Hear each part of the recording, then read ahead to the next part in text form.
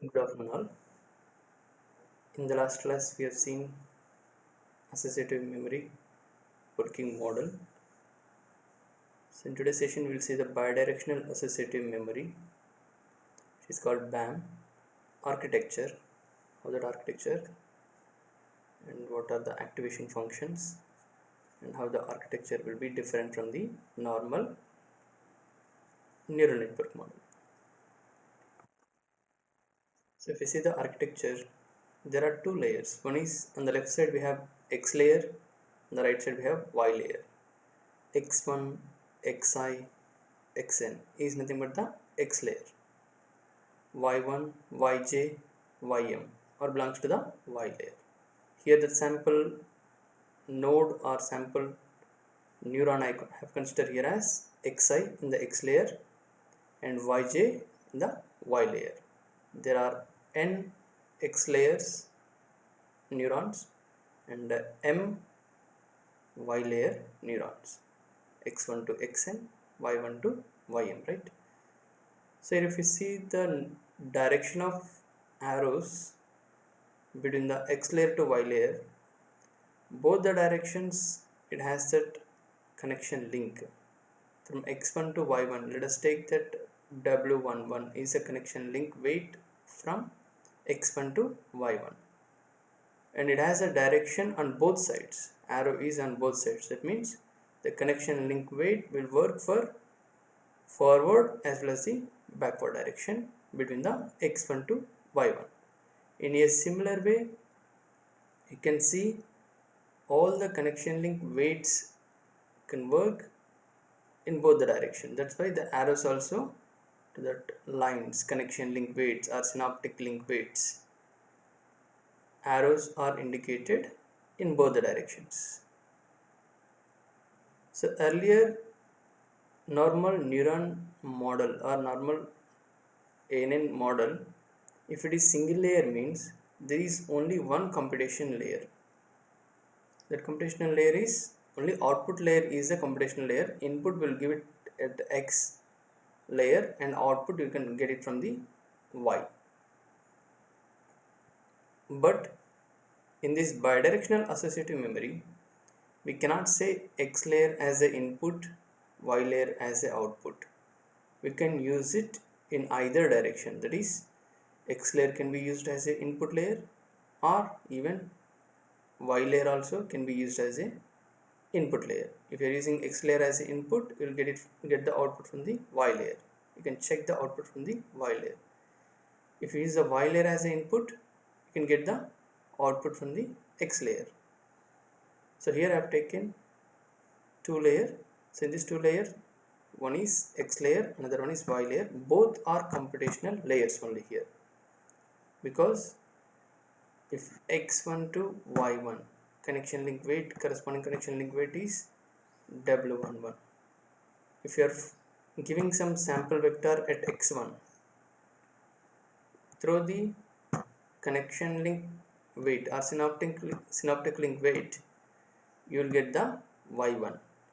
If Y1 is similar to the target vector, after Y1 you will get the output. If the output is similar to the target vector, then the corresponding connection link weight will not be adjusted. But if it is not the same similar to the target vector, then again the same Y1 will be transferred to the X1. From X1 again the weight W11 will be adjusted and it will try to get the target output. Output at the Y1 should be matched with the target output. For that, number of computation will be performed at X layer as well as the Y layer. So earlier the computations were performed only at Y layer, but in this bidirectional associative memory, the computational will perform at both X layer as well as the Y layer. Even the corresponding notation also here I have taken. Generally, how do we consider that weight notation? W11 means the subscript 11 indicates output 1, input 1. if you take the x1 to yj, connection link weight is nothing but wj1. That is nothing but, first we need to keep the subscript wj1. J should be the first, we should keep the second layer subscript, then first layer 1 as a subscript. You can keep even 1j also, w1j also, based on your sample vector as well as the target vector. You can change that notations. So here, this is the architecture. In both the directions the connection link weights are there and both layers are computational layers. And if you see the local induced field or net input at y1, let us take, we are providing some sample vector at the x layer and we are trying to get the target vector at the y layer. For that, what is the net input at the y1? A local induced field at the y1 is y1 at y1 neuron. We are finding out that net input y1 in is equal to summation I xi into wji, xi into wji. Here at y1, what are the input layers, what are the input connection links or synaptic links are coming? All those need to be multiplied with the corresponding inputs and net sum we need to take. For that, w11 into x1 and w1i into xi, w1n into xn, three connection link weights are there in this architecture what I've drawn here. So if you take that, overall I will change from 1 to n. That's why here I've taken y1 in, net input at the y1 equation I've written as summation I is changing from 1 to n, xi, that may be x1, that may be x2 and so on, xn, xi into wji. Wji means if j is equal to 1 means I is equal to 1 means 1 1 will get it.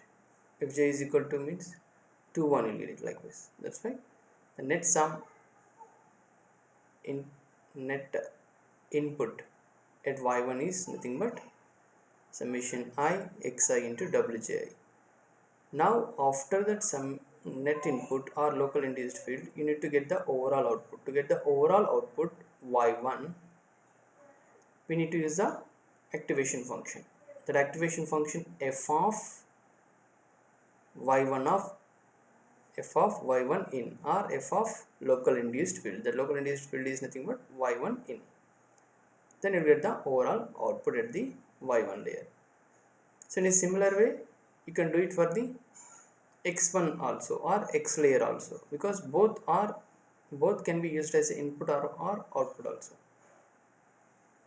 So that's why in a similar way at x layer also, what is the sum or local induced field or net input at the x1 is nothing but x1 in is equal to summation j, because j is varying from 1 to m. That's why summation j is equal summation j yj into wij. When wij or wji both are same only, but just to indicate that the connection link are, we are going from w1 to x1 or x1 to y1, sorry, x1 to y1 or y1 to x1. For that only I have indicated wij or wji. So to find out the overall output at x1, you need to use the activation function. Activation function f of x1 input will give the overall output. So this is the architecture of the bidirectional associative memory.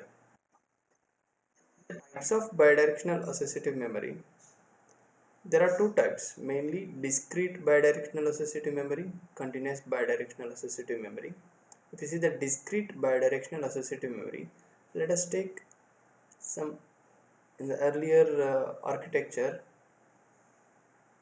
x layer, let us assume x layer as an input layer. We cannot say that x layer as an input layer, but x layer we are trying to give the sample vector as input vector, sample that is nothing but here in the discrete BAM, Si of p is nothing but the input vector or sample vector.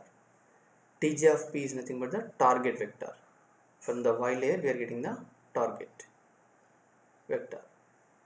So in this discrete bidirectional associative memory, it can be classified again into two types. One is binary input vector, another one is bipolar input vector. So these weights are calculated based on the Hebbian learning rule, what we have learned or what we have seen in the previous classes. So weights in this bidirectional associative memory are adjusted or updated based on the Hebbian learning rule. Corresponding to that rule, in the binary input vector, Wji weight will be updated based on the formula summation p of 2 into Si of p minus 1 into 2 into Tj of p minus 1. So in the binary input vector means we know that binary input is nothing but it has both either 0 or 1, right? We will get either 0 or 1. If it is bipolar input vector means we will get 0, 1 as well as minus 1 also, bipolar input vector. So for that the connection link weight will be adjusted based on the Wji is equal to summation p into Si of p into Tj of p. So these two are the based on the Hebbian learning rule what we have seen in the previous classes, and we'll see with the numerical example also in the further classes. So now we have connection link weights. What is the formula? For example, if y is the in output means y is equal to in overall neural networks the formula y output is equal to connection link weight will be multiplied with the input, right? We already know the sample vector as the input. We just now we have seen that connection link weights, how it will be updated. Now what do we need? After you find out the net input, we need to go for the activation functions. So that activation function here at Y layer, what is the activation? If it is Y layer, for binary input, for bipolar input, both will see how that activation function will work. So for binary input, Yj, let us take as we are considering the Y layer, Yj is equal to 1 if net input is nothing but Y in J is nothing but the net input at the J layer. Net input at the J layer or local induced field at the J layer is nothing but the Y in J. If Y local induced field is greater than 0, then you will get the overall output Yj as 1. If local induced field Y in J is equal to 0, then your overall output is equal to the local induced field or net input. If net input or local induced field is less than 0, Y in J is less than 0, then you get 0. In this way, your activation function will work after net input. You will get the overall output based on the net input, right? Function of net input will give the overall output. Then next, for bipolar input, Yj, to get that overall output at jth neuron, Yj is equal to 1 if net input at jth neuron Y in J is greater than 0. Y in J is greater than 0 means you will get the output as 1. If Y in J is equal to 0, net input at jth layer is equal to 0 means then you will get similar to the Yj. If Y in J is less than 0 means your Yj equal to minus 1. In this way, your activation function will work. These are the conditions to work that activation function in binary input, for binary input and for bipolar input. If it is X layer, a similar way to the Y layer, just you need to change that. Instead of Y, you have to keep the X, that's it. For X layer, again For binary input, if it is at xi, at ith neuron, if you use the activation function at ith neuron, you need to find out the net input at the ith neuron. That is nothing but x in I. If that x in I is greater than 0, your xi is equal to 1. If that net input at ith neuron x in I is equal to 0 means you will get the xi. If x in I is less than 0, you will get as 0. For bipolar input, again you need to find out the net input at the ith neuron. That may be I may be 1, 2 and so on, right? But here that sample node I have considered as I. So net input at ith neuron, if it is greater than 0, then your overall output after activation function xi is equal to 1.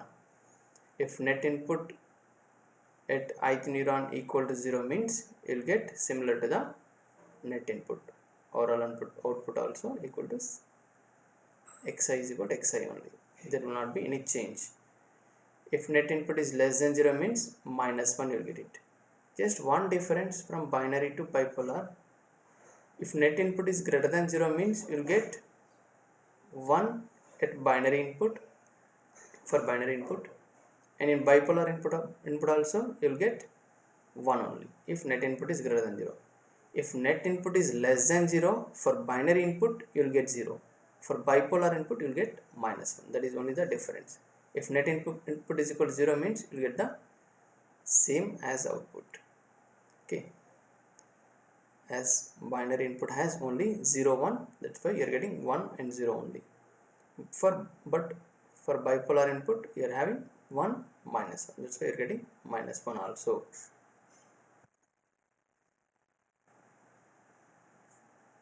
So if you take the continuous BAM, another type of bidirectional associative memory, continuous BAM. So here the connection link weight Wji will vary based on the equation summation p 2 si of p minus 1 into 2 tj of p minus 1. So here if you take the y layer, the logistic sigmoid activation function, here we are using the sigmoid activation function. If it is sigmoid activation function, already we have seen that sigmoid activation function is nothing but 1 by 1 plus exponential of or e power x, right? So that only e power minus x, that only sigmoid function. So here if it is y layer and if bias is also included, then net input is equal to bias also there, means that bias also will be added to the product of the sum of the product of the weights and input, right? That is nothing but net input y in j is equal to bj bias plus summation xi into wji. So then you will get the net input. The net input to be processed through the activation function, that's why f of y in j net input. Then it will be equal to the sigmoid function, that is nothing but 1 by 1 plus exponential of minus y in j. Here f of in bracket whatever it is there, that will come as 1 by 1 plus exponential of minus that bracket term, that is nothing but y in j. So based on this you will get the y layer output. If it is x layer means, if again bias is also included means, again net input at the ith neuron is nothing but bi plus summation yj into wij. Just to see that architecture, already we have seen this equation from the starting. We are using the same equation. How to find out that output? Bias plus summation of xi into wji, or bias plus summation yj into wij. Just as here you are getting both can be used as output layer, that's why you are getting x in I also, otherwise you will get only y layer, right? Here you are getting x layer as an addition, that's it, if you use the x layer as the output layer. But the same equation what we are using from the starting. So there's Again, that x in I net input at the ith neuron need to be given to the activation function f of x in I. That activation function is nothing but sigmoid function. Then f of x in I is equal to 1 by 1 plus exponential of minus x in I. Based on that, you will get the overall output at the either x layer or y layer. Okay, thank you all. This is all about the bidirectional associative memory architecture, and we will see with the numerical example to understand in a better way. Thank you.